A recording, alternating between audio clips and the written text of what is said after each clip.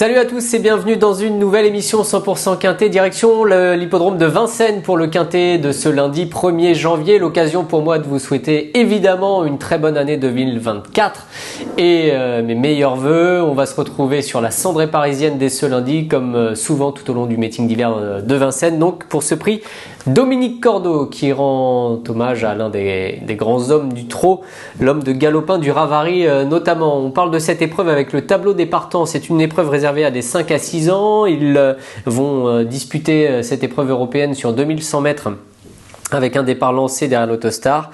On part devant les tribunes, évidemment, vous connaissez ce parcours par cœur et donc on va parcourir la descente et puis on empruntera ensuite la montée de la grande piste et bien évidemment la ligne droite pour finir. C'est une belle épreuve qui nous est proposée avec des chevaux qui ont déjà pour certains 200 000 euros de gains et c'est le cas de Chanseca, le numéro 1, Instinct d'âme, le 2, le 3, Cara River, l'un des favoris, le plus riche de la course avec Johan Untersteiner qui vient de gagner, Crésus Di Poggio, l'entraînement de Jean-Michel Bazir, la drive de David Thomas, Coca Oli dont on a souvent entendu parler ces derniers temps en très bien, Jericho reste sur un succès, c'est un concurrent intéressant dans ce quintet, Jaguar Marancourt le numéro 7 fait partie des chevaux entraînés en France, il aura certainement quelques ambitions au départ de cette épreuve, Illusion J-Pad reste sur une tentative très convaincante.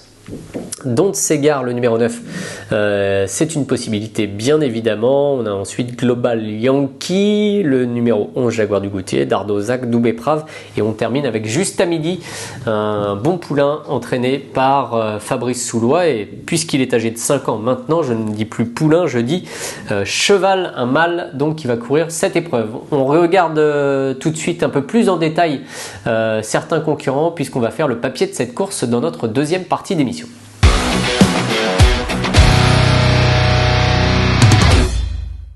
Et oui, on commence le papier de la course avec sans hésitation le numéro 3 en tête, Carat River, alors qui n'a couru que 2 courses depuis qu'il est entraîné en France avec une victoire, on y reviendra tout à l'heure.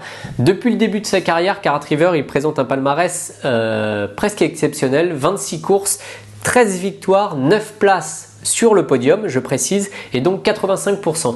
Donc ça veut dire que ce cheval-là est extrêmement régulier. Il est très souvent à l'arrivée lorsqu'il se présente depuis ses débuts en compétition, que ce soit en Suède, mais aussi en France, on l'a vu gagner récemment. Et d'ailleurs, on va revoir ce succès acquis dans le prix Albert. Je m'emmène les crayons. Oscar Collard, j'allais dire Alfred Collard, pas du tout. Oscar Collard, groupe 3 le 16 décembre. Le cheval parti avec le numéro 6 avait vite pris l'avantage. Il a trotté aux avant-postes d'un bout à l'autre, on peut le dire. Et s'est imposé facilement. Il y avait 7,50 € ce jour-là. Il trottait une 11-2. Il devançait Bengan, Dundias et Jaguar Marancourt, Kazakh Noir qui terminait 4e dans cette épreuve. Coca-Oli trouvait un peu le temps long pour finir et finalement était non placé alors qu'il était très joué à 5,90 €. Bon, vous l'avez vu, une 11-2 pour le chrono ce jour-là sur ce même parcours. Ça confère une très bonne chance à Carat River qui à mon avis en plus a gagné avec un peu de marge de manœuvre à cette occasion. Cela étant, Carat River ne sera pas le seul concurrent à viser la victoire dans cette épreuve évidemment puisque Jericho le numéro 6 a réalisé un vrai truc la dernière fois et les deux premiers d'ailleurs, lui comme Illusion J-Pad ont très bien couru dans le prix de Bourigny le 30 novembre. On va revoir cette course.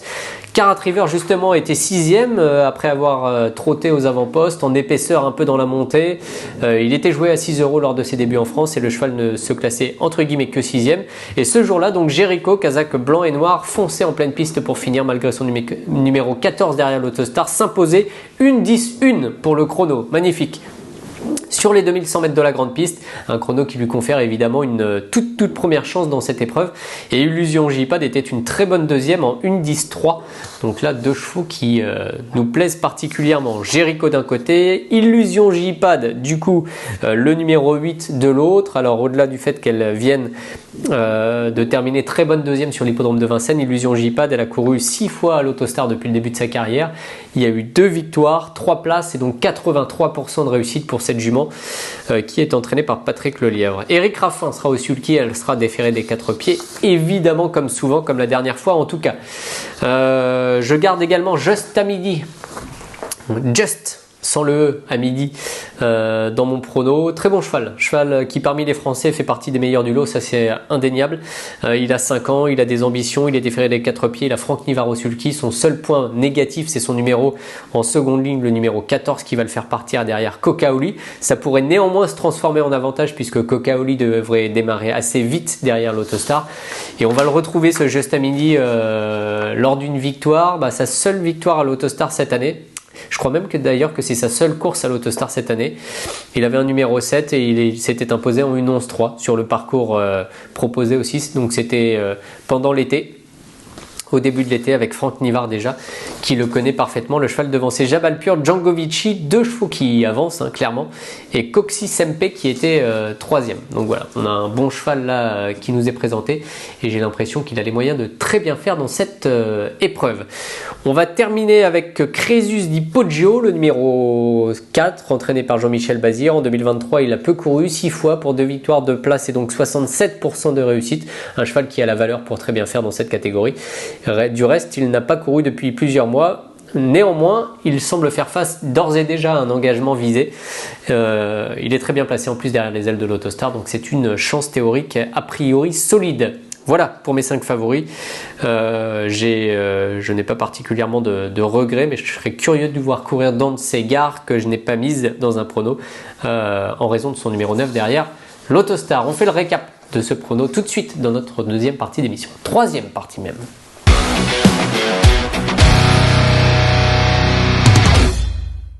Et oui, puisqu'il est déjà bientôt l'heure de se quitter, alors j'en profite et je répète, mais je vous souhaite vraiment une très bonne année 2024.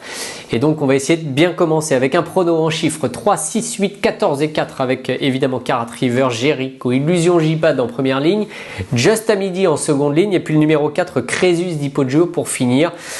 Bon, si vous m'incitez à prendre un regret, je prendrai Coca-Oli le numéro 5 et je suis curieux, je l'ai dit, de voir courir dans ces gares le numéro 9. Mais vraiment mes 5 chevaux, 3, 6, 8, 14 et 4. Au cours de cette réunion, j'aime bien une jument qui a peu couru au cours de ces dernières semaines qui s'appelle Joli Cocktail, le 508.